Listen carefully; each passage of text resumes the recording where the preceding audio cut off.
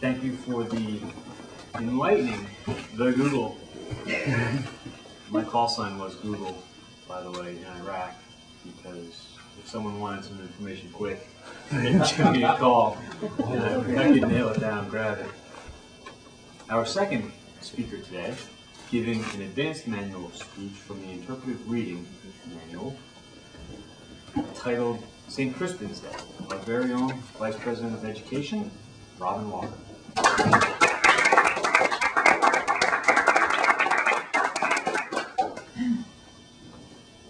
It's the year 1415, in the middle of the 100 Years' War.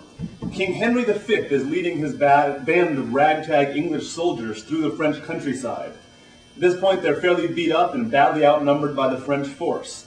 He gives a speech here before the battle on St. Crispin's Day, the Battle of Agincourt, to rally his troops. Halfway through the speech, a messenger from the French side will come and stop by and ask for his surrender and say, if you provide us some money, then we'll let you go and not harm you. We'll ransom the king. Right before this, one of his generals, the Duke of Westmoreland, says, "We're so outnumbered, if only we had some of the many men who are back in England."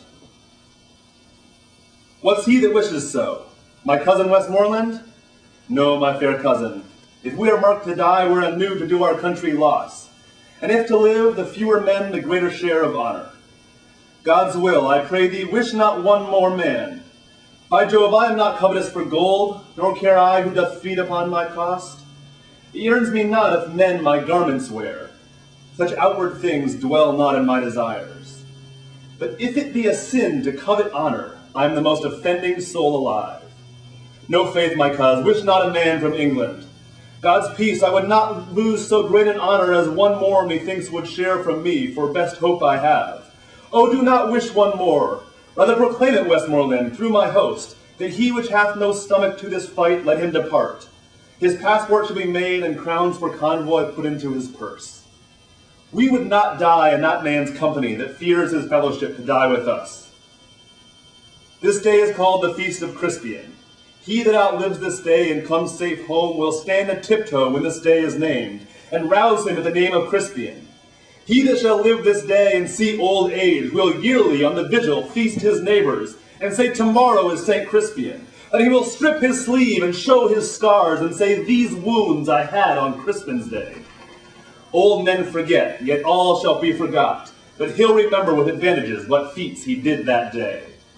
Then shall our names, familiar in the mouth as household words, Harry the King, Bedford and Exeter, Warwick and Talbot, Salisbury and Gloucester, be in their flowing cups freshly remembered. This story shall the good man teach his son, and Crispin shall ne'er go by from this day to the ending of the world, but we in it shall be remembered. We few, we happy few, we band of brothers.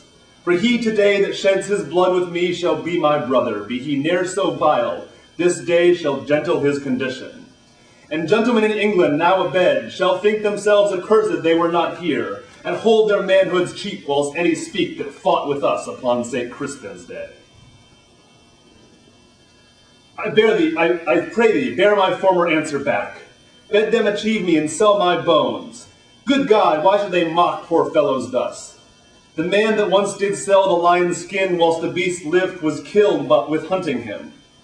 And many of our bodies shall no doubt find native graves, upon which I trust shall witness live in brass of this day's work. And those that leave their valiant bones in France, dying like men, though buried in your dunghills, they shall be famed, for there the sun will greet them and draw their honors reeking up to heaven.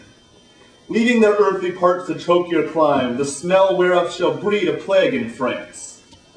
Mark then abounding valor in our English, that being dead, like to the bullets grazing, break out into a second course of mischief, killing in relapse of mortality. Let me speak proudly. Tell the constable we are but warriors for the working day.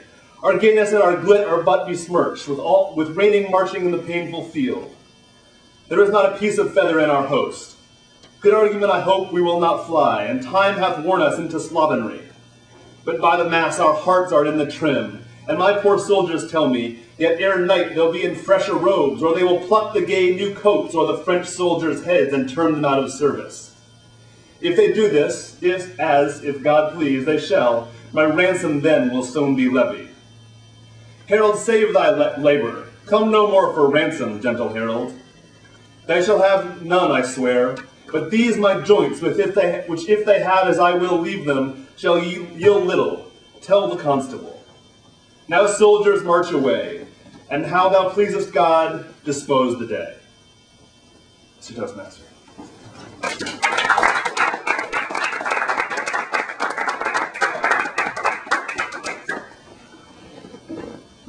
Thank you for the rousing rendition from Henry